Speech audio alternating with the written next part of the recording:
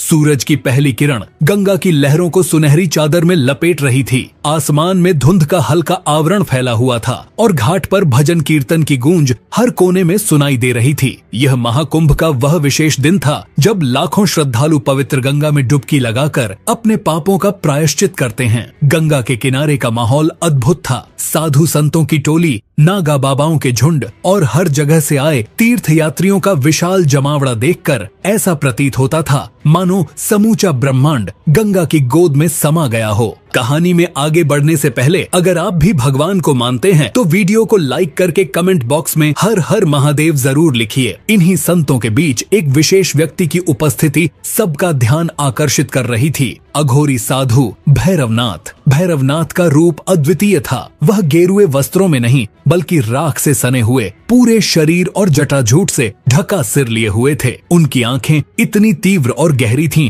कि मानो वह हर किसी के मन की गहराई को पढ़ सकती हों। गले में नरमुंड की माला और हाथ में त्रिशूल उन्हें और भी रहस्यमयी बनाते थे। भीड़ उनके चारों ओर इकट्ठी थी। कुछ लोग उनके चरण छू रहे थे तो कुछ डर से उनके करीब जाने की हिम्मत नहीं कर पा रहे थे। साधु ने धीरे धीरे गंगा की ओर कदम बढ़ाए। उनकी हर हरकत में एक अलौकिक शांति थी। उन्होंने गंगा में स्नान के लिए प्रवेश किया और जैसे ही पानी में डुबकी लगाई ऐसा लगा मानो गंगा की लहरें खुद उन्हें स्वीकार कर रही हों। उनके चारों ओर इकट्ठा हुए लोग हर हर महादेव का जय घोष करने लगे। इसी बीच अचानक पुलिस का एक बड़ा दल घाट पर पहुंचा। सिपाहियों की वर्दी और उनकी गाड़ियों के शोर ने माहौल को गंभीर बना दिया। भीड़ ने पीछे हटना शुरू कर दिया लेकिन भैरवनाथ वहीं शांत खड़े रहे जैसे इस सब का उन्हें पहले से आभास हो। पुलिस इंस्पेक्टर ने भीड़ की ओर देखते हुए आवाज लगाई, यह अघोरी साधु लोगों को ठग रहा है, इसे तुरंत गिरफ्तार किया जाएगा। भीड़ में हलचल मच गई। कुछ लोग विरोध करने लगे तो कुछ कानाफूसी करते हुए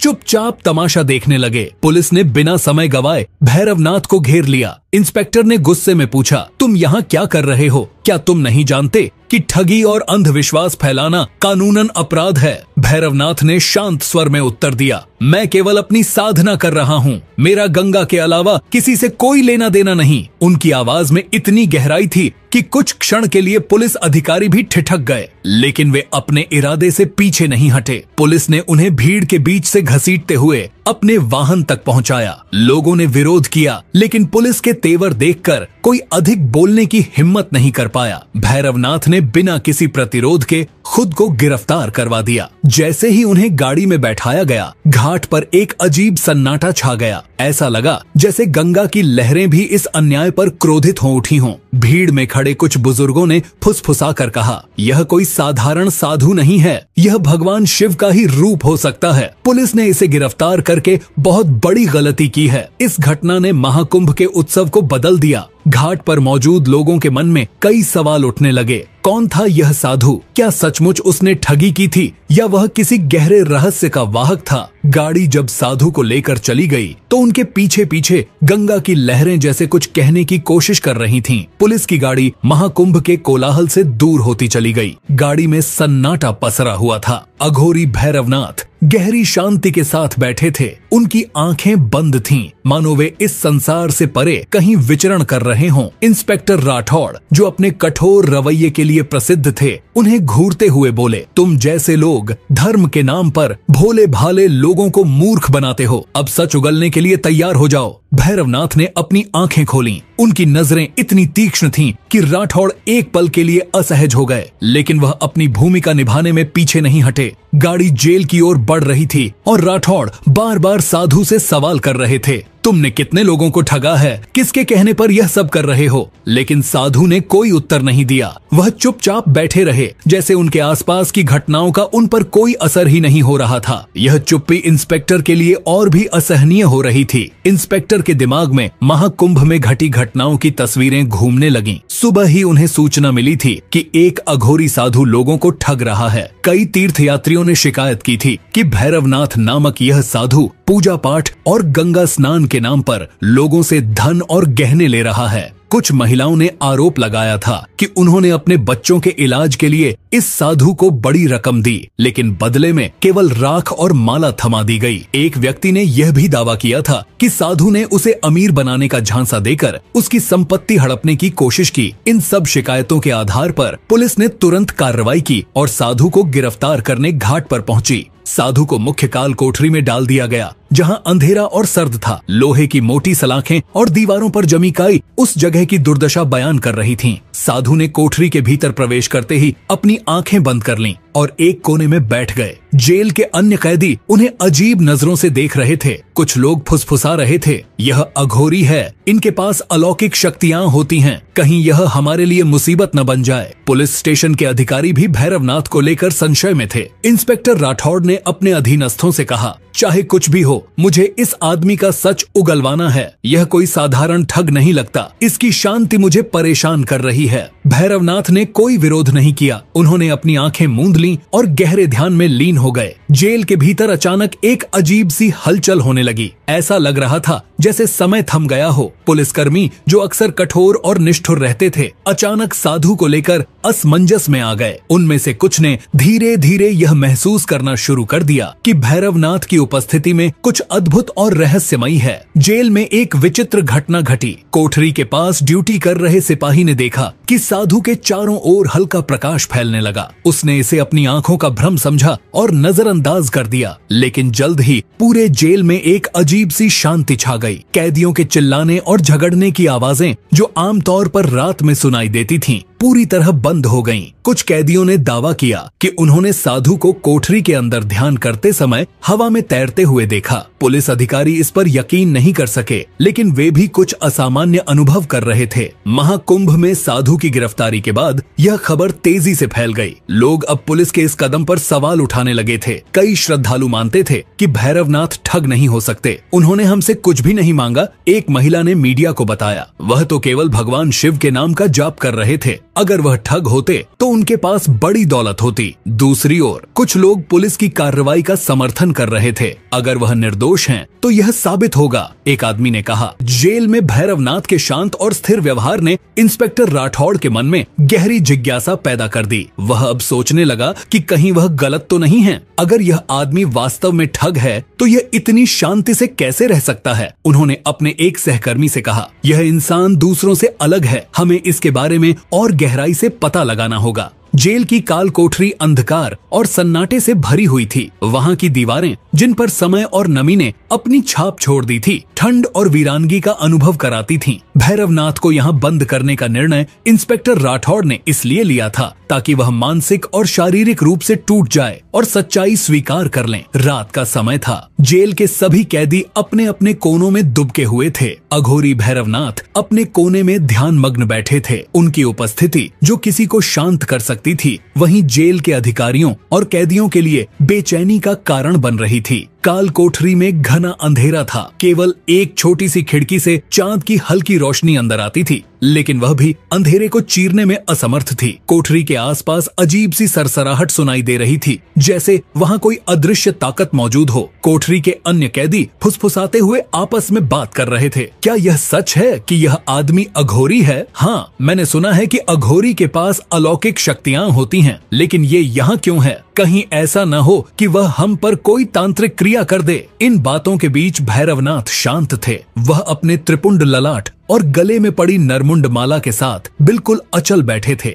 ऐसा लगता था जैसे वह खुद को इस संसार से अलग कर चुके हों। पहला संकेत आधी रात के करीब कोठरी के पास तैनात एक सिपाही को हलचल महसूस हुई। उसने देखा कि कोठरी के अंदर का माहौल बदल रहा था। वहाँ हल्की हल्की गूंज सुनाई दे रही थी। ये गूंज किसी मंत्र की तरह लग रही थी। सिपाही ने डरते हुए अपने साथी से कहा, क्या तुमने यह आवाज सुनी? लेकिन उसके साथी ने कुछ नहीं सुना। सिपाही ने साहस जुटाकर कोठरी की ओर देखा। उसने देखा कि भैरवनाथ के चारों ओर एक हल्का प्रकाश फैलने लगा है। कोठरी की अंधेरी दीवारें उस प्रकाश से चमकने लगीं। साधु गहरे ध्यान में लीन थे। उनकी आंखें बंद थीं, लेकिन उनकी उपस्थिति इतनी प्रबल थी कि जेल की दीवारें तक उनकी ऊर्जा को महसूस कर रही थीं। उनके चारों ओर बहने वाली अदृश्य ऊर्जा ने वहां के माहौल को बदल दिया था। जेल के दूसरे कैदियों ने भी यह महसूस किया। एक कैदी जो कई सालों से जेल में बंद था और अपने क्रूर स्वभाव के लिए जाना जाता था, पहली बार शांत हो गया। उसने कहा, मुझे नहीं पता यह आदमी कौन है, लेकिन यह साधारण इंसान नहीं हो सकता। इंस्पेक्टर राठौड़ की बेचैनी। राठौड़ अपने कार्यालय में बैठा था, लेकिन उसका ध्यान बार बार काल कोठरी की ओर जा रहा था। उसने अपने सहायक से कहा, मुझे समझ में नहीं आता कि यह आदमी इतना शांत क्यों है। कोई तो कारण होगा, क्या पता यह ठग हो या इससे भी कुछ बड़ा।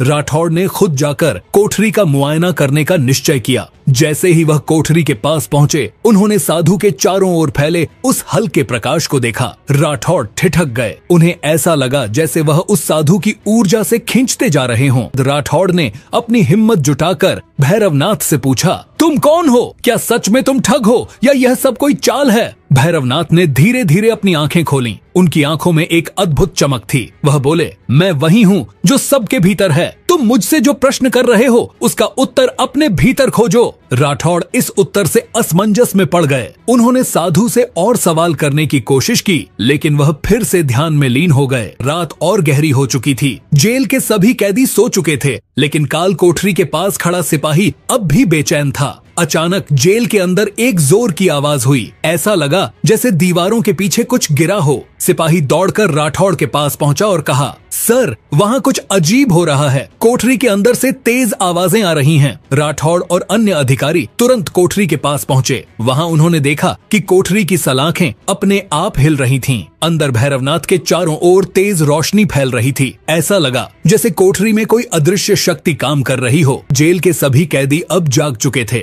वे भयभीत होकर कोठरी की ओर देख रहे थे। कुछ कैदी जो साधु के बारे में नकारात्मक सोचते थे, अब उनके चरणों में गिरने को तैयार थे। यह कोई साधारण इंसान नहीं है, एक कैदी ने कहा। क्या यह भगवान शिव का अवतार है? दूसरे ने पूछा। रात का गहराता अंधकार जेल पर छा गया था। सन्नाटा इतना गहरा था कि केवल हवा की सरसराहट और दूर कहीं जलती लालटेन की मध्यम टिमटिमाहट दिखाई दे रही थी। लेकिन जेल के अंदर, विशेष रूप से काल कोठरी के पास, माहौल असामान्य था। अघोरी भैरवनाथ ध्यान में लीन थे। उनके चारों ओर एक अदृश्य शक्ति का प्रवाह महसूस किया जा सकता था। जेल के अन्य कैदी और सिपाही जो अब तक साधारण इंसान की तरह व्यवहार कर रहे थे, इस स्थिति को देखकर विचलित हो रहे थे। काल कोठरी में पहला बड़ा चमत्कार। आधी रात बीत चुकी थी। जेल के सभी कर्मचारी और कैदी सोने का प्रयास कर रहे थे, लेकिन कोठरी के पास खड़ा सिपाही रह रहकर बेचैन महसूस कर रहा था। उसने देखा कि कोठरी के अंदर से हल्की रोशनी फैल रही थी। यह रोशनी पहले पीली थी, फिर धीरे धीरे सुनहरी और फिर सफेद हो गई। सिपाही ने सहमे हुए इंस्पेक्टर राठौड़ को बुलाने का फैसला किया। सर, आप जल्दी आइए, कोठरी में कुछ अजीब हो रहा है। राठौड़, जो पहले से ही अघोरी की उपस्थिति को लेकर विचलित थे, तुरंत अपनी कुर्सी छोड़कर वहां पहुंचे। कोठरी के पास पहुंचते ही राठौड़ ने देखा कि भैरवनाथ के चारों ओर तेज प्रकाश का एक वृत्त बन चुका था। साधु की आंखें अब भी बंद थीं, लेकिन उनकी उपस्थिति का प्रभाव पूरे वातावरण पर साफ दिखाई दे रहा था। जेल के अन्य कैदी जो पहले झगड़ालू और हिंसक थे,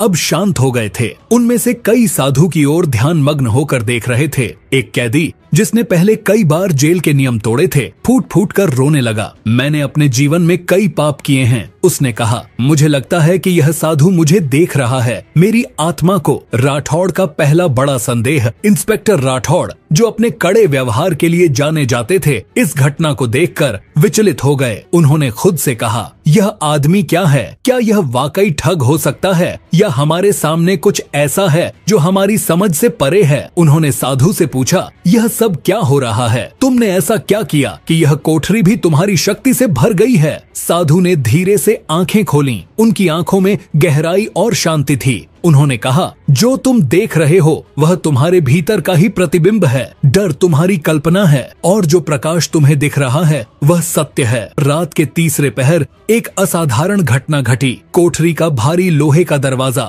जिसे कई ताले लगाकर बंद किया गया था, अचानक जोर की आवाज के साथ खुल गया। यह देख सभी सिपाही और कैदी हक्के बक्के रह गए। यह कैसे हुआ? राठौड़ ने गुस्से और डर के मिश्रण में चिल्लाते हुए कहा। साधु अपनी जगह शांत बैठे रहे। उन्होंने कोई हरकत नहीं की। उन्होंने कहा, जो बंद है वह खोला जा सकता है और जो खोला गया है वह केवल सत्य का मार्ग दिखाने के लिए है। साधु के शब्दों के साथ ही जेल के भीतर एक अजीब सा दिव्य वातावरण बन गया। ऐसा महसूस हो रहा था जैसे जेल अब केवल पत्थरों और लोहे की इमारत नहीं बल्कि किसी तीर्थ स्थान में बदल गई हो। जेल में मौजूद कैदियों और सिपाहियों ने महसूस किया कि उनकी परेशानियां, गुस्सा और भय सब धीरे धीरे शांत हो रहे हैं। एक कैदी जो वर्षों से बीमारी से पीड़ित था, उसने कहा, मेरे सीने का दर्द अचानक गायब हो गया। यह कैसे हो सकता है? साधु ने अपनी शांत लेकिन गहरी आवाज में कहा, यह संसार ऊर्जा का केंद्र है। जब तुम इस ऊर्जा को समझते हो तो सब कुछ स्पष्ट हो जाता है। मेरी उपस्थिति यहाँ कोई दुर्घटना नहीं है। मैं यहाँ तुम्हारे भीतर की उस शक्ति को जगाने आया हूँ जिसे तुमने अनदेखा कर दिया है। राठौड़, जो अब तक साधु को केवल एक ठग मानते थे, इस घटना के बाद चुप हो गए। उन्होंने पहली बार महसूस किया कि यह साधु साधारण नहीं है। जेल का माहौल अब पूरी तरह बदल चुका था। हर कोई अगली रात की प्रतीक्षा करने लगा। सिपाही जो पहले साधु को लेकर शंकित थे, अब उनके करीब जाने से डरने लगे थे। कैदी जो पहले उनका मजाक उड़ाते थे, अब उन्हें श्रद्धा की नजरों से देख रहे थे। राठौड़ ने अपने सहकर्मियों को बुलाकर कहा, इस आदमी के बारे में और जानकारी जुटाओ। मुझे इसके अतीत के बारे में सब कुछ पता करना है। मुझे यह जानना होगा कि यह आदमी कौन है और यह सब कैसे कर रहा है। जेल के भीतर फैले दिव्य माहौल ने सभी को बदल दिया था। कैदियों, सिपाहियों और यहाँ तक कि इंस्पेक्टर राठौड़ के दिल में भी अब साधु भैरवनाथ के प्रति जिज्ञासा और श्रद्धा का भाव उत्पन्न हो गया था। लेकिन सबसे बड़ा प्रश्न अब भी अनुत्तरित था। भैरवनाथ कौन हैं और उनके पास ये अद्भुत शक्तियां कहां से आईं? राठौड़ ने साधु के अतीत के बारे में अधिक जानने का निश्चय किया। उन्होंने अपने सहायक को आदेश दिया, जाओ महाकुंभ में और उसके आसपास इस व्यक्ति के बारे में सारी जानकारी जुटाओ। यह जानना बहुत जरूरी है कि भैरवनाथ आखिर किसके आदेश से यहाँ हैं। साधु जो अब भी कोठरी में ध्यान मग्न बैठे थे, अपने भीतर के सफर पर निकल चुके थे। इस ध्यान के दौरान उनके अतीत की झलकियां प्रकट हुईं। भैरवनाथ एक छोटे से गांव में पैदा हुए थे। बचपन से ही उनका झुकाव आध्यात्म की ओर था। वह घंटों जंगल में अकेले बैठकर ध्यान करते थे। गांव वाले उन्हें अजीब समझते थे, लेकिन उनके भीतर की शांति और दृढ़ता ने उन्हें हमेशा विशेष बना दिया। एक दिन एक रहस्यमयी साधु उनके गांव आए। उस साधु ने भैरवनाथ को पहचान लिया और कहा, तुम कोई साधारण बालक नहीं हो। तुम्हारे भीतर कुछ ऐसा है जो पूरे संसार को बदलने की क्षमता रखता है। तुम्हें भगवान शिव के मार्ग पर चलना होगा। उस दिन से भैरवनाथ ने साधु के साथ हिमालय की यात्रा शुरू की। वहाँ उन्होंने कठिन तपस्या की। हिमालय की कठोर ठंड में उन्होंने केवल राख और जड़ी बूटियों पर निर्वाह किया। उनकी साधना ने उन्हें अलौकिक शक्तियां प्रदान की, लेकिन यह सब उन्होंने भगवान शिव के प्रति अपने पूर्ण समर्पण और सेवा के लिए किया। हिमालय में एक गुफा के भीतर उन्होंने लगातार कई वर्षों तक तपस्या की। उनकी आराधना इतनी गहन थी कि भगवान शिव स्वयं उनके सामने प्रकट हुए। भैरवनाथ, भगवान शिव ने कहा, तुमने जो साधना की है वह केवल तुम्हारे लिए नहीं है, यह संसार की भलाई के लिए है। तुम मेरे मार्गदर्शक बनोगे और उन लोगों को रास्ता दिखाओगे जो अंधकार में भटक रहे हैं। लेकिन याद रखना, यह मार्ग कठिन होगा। भगवान शिव ने उन्हें कई शक्तियां प्रदान की और एक वरदान दिया, जब भी भैरवनाथ को मानवता के कल्याण के लिए उनकी आवश्यकता होगी, शिव स्वयं उनके साथ होंगे। भैरवनाथ के अतीत का यह अद्भुत रहस्य धीरे धीरे राठौड़ और अन्य जेल कर्मचारियों के समक्ष खुलने लगा। राठौड़ के सहायक ने महाकुंभ में साधु के बारे में छानबीन की और पता लगाया कि भैरवनाथ पिछले 10 वर्षों से महाकुंभ के हर आयोजन में उपस्थित होते हैं, लेकिन उन्होंने कभी किसी से कुछ नहीं मांगा। लोग कहते हैं कि वह केवल शिव की पूजा करते हैं और उन लोगों की मदद करते हैं जो सच्चे दिल से उनके पास आते हैं। सहायक ने कहा, उन पर ठगी का आरोप लगाने वाली महिलाएं खुद अब यह मानने लगी हैं कि उन्होंने कोई अपराध नहीं किया। शायद हमने गलती की है। उस रात जेल में एक और रहस्यमयी घटना घटी। साधु भैरवनाथ ध्यान में बैठे थे और अचानक जेल के अंदर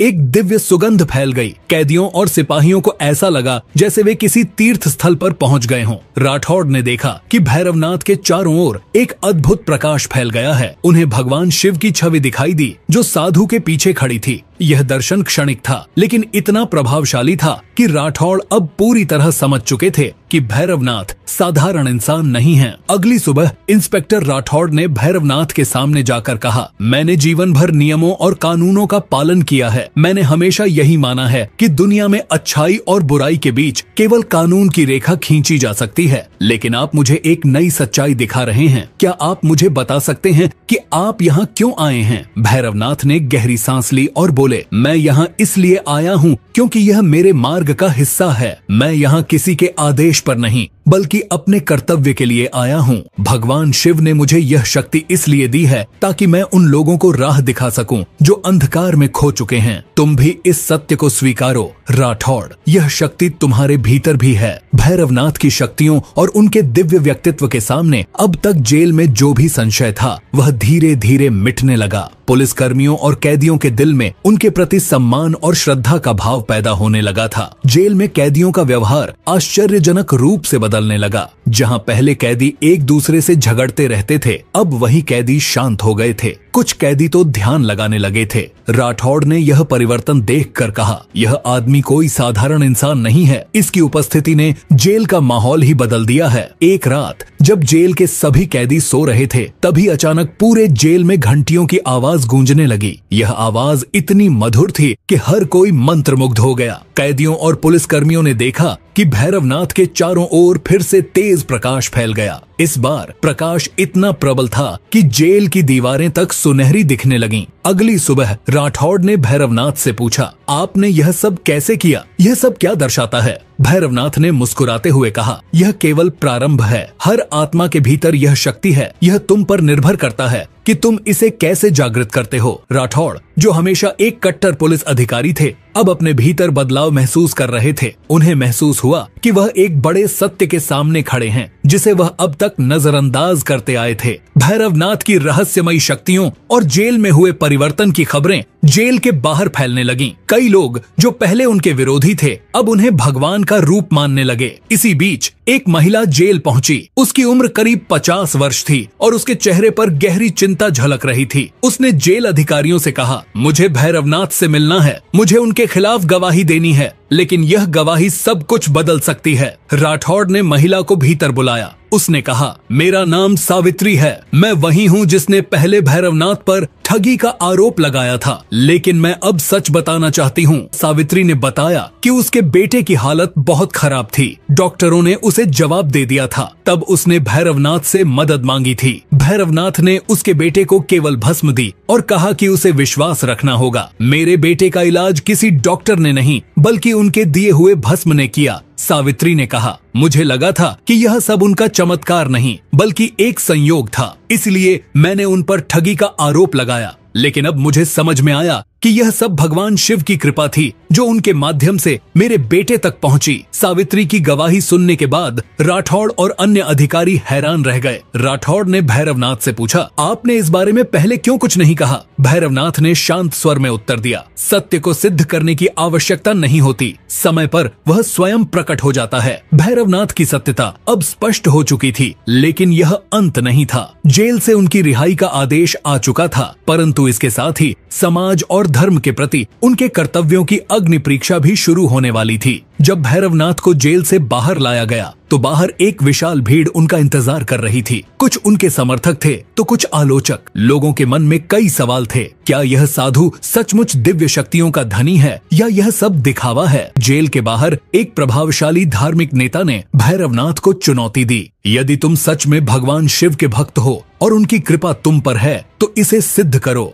हमारे समाज में बहुत अन्याय हो रहा है। अगर तुम्हारे पास सचमुच कोई शक्ति है तो इसे समाज के कल्याण के लिए उपयोग करो। भैरवनाथ ने शांत स्वर में कहा, शक्ति का प्रदर्शन करना उसका अपमान है, लेकिन यदि यह समाज के हित के लिए है तो मैं इस चुनौती को स्वीकार करता हूँ। पहली चुनौती के रूप में भैरवनाथ को एक गरीब गांव में ले जाया गया, जहां एक गंभीर महामारी फैली हुई थी। गांव वालों ने उनसे मदद की गुहार लगाई। भैरवनाथ ने गांव में प्रवेश किया और अपनी साधना से जल को औषधि में परिवर्तित किया। उन्होंने इसे पीने का निर्देश दिया। कुछ ही दिनों में गांव में सुधार होने लगा। इस घटना ने भैरवनाथ के प्रति जनता की आस्था को और भी मजबूत कर दिया। लोग उन्हें अब केवल एक साधु नहीं बल्कि भगवान शिव का दूत मानने लगे। गांव में अपनी पहली परीक्षा के सफलतापूर्वक पूर्ण होने के बाद भैरवनाथ ने महाकुंभ की ओर लौटने का निश्चय किया। अब यह वापसी केवल उनके लिए नहीं थी बल्कि उन हजारों लोगों के लिए एक नई आशा का प्रतीक बन चुकी थी जो उनका अनुसरण कर रहे थे। जैसे ही भैरवनाथ महाकुंभ की ओर बढ़े, उनके पीछे पीछे चलने वाले अनुयायियों का एक विशाल कारवां बन गया। इन अनुयायियों में वे लोग थे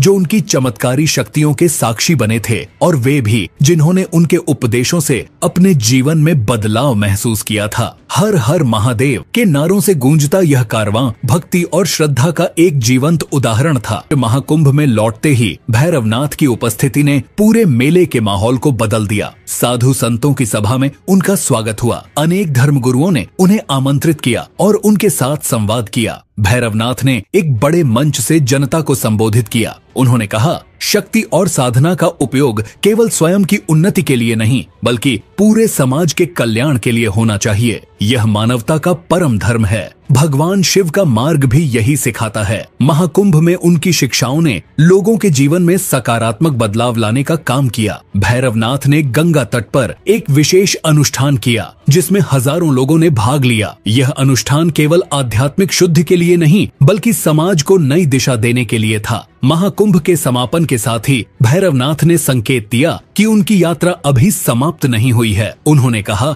यह केवल आरंभ है। जब तक संसार में अज्ञान, अन्याय और पीड़ा है, तब तक मेरा कर्तव्य समाप्त नहीं होगा। मैं उन सभी स्थानों पर जाऊंगा जहां भगवान शिव की कृपा की आवश्यकता है। महाकुंभ के समापन के बाद भैरवनाथ ने अपनी यात्रा जारी रखी। अब उनके अनुयायियों का समूह इतना बड़ा हो चुका था कि इसे रोक पाना असंभव था, लेकिन उनके सामने एक आखिरी चुनौती बाकी थी। यह चुनौती केवल उनके लिए नहीं बल्कि मानवता के लिए एक परीक्षा थी। भैरवनाथ ने घोषणा की कि वह गंगा के तट पर एक अंतिम अनुष्ठान करेंगे। यह अनुष्ठान केवल एक साधारण धार्मिक क्रिया नहीं थी बल्कि इसका उद्देश्य संसार के सभी अंधकार को समाप्त करना था। गंगा के तट पर लाखों लोग इकट्ठा हुए। अनुष्ठान की शुरुआत के साथ ही वातावरण में एक गहन शांति छा गई। भैरवनाथ ने भगवान शिव का आह्वान किया और तभी आसमान में घने बादल छा गए। बिजली की गड़गड़ाहट के बीच एक दिव्य प्रकाश उनके चारों ओर फैलने लगा। अनुष्ठान के दौरान भगवान शिव ने स्वयं प्रकट होकर भैरवनाथ को आशीर्वाद दिया। उन्होंने कहा,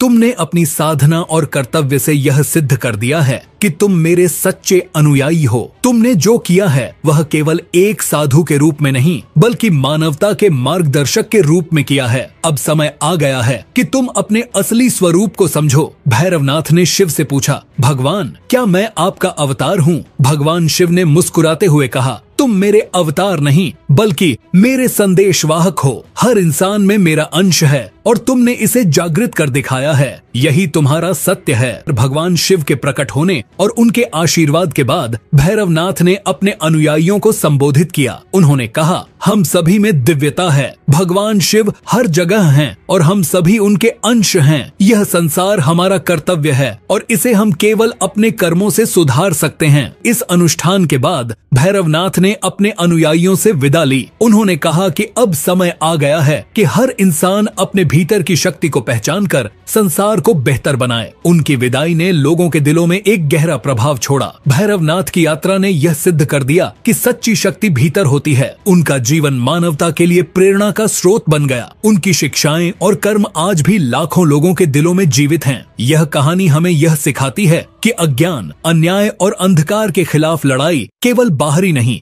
बल्कि आंतरिक भी है। जब तक हम अपने भीतर की शक्ति को पहचानते हैं तब तक हर चुनौती का समाधान संभव है।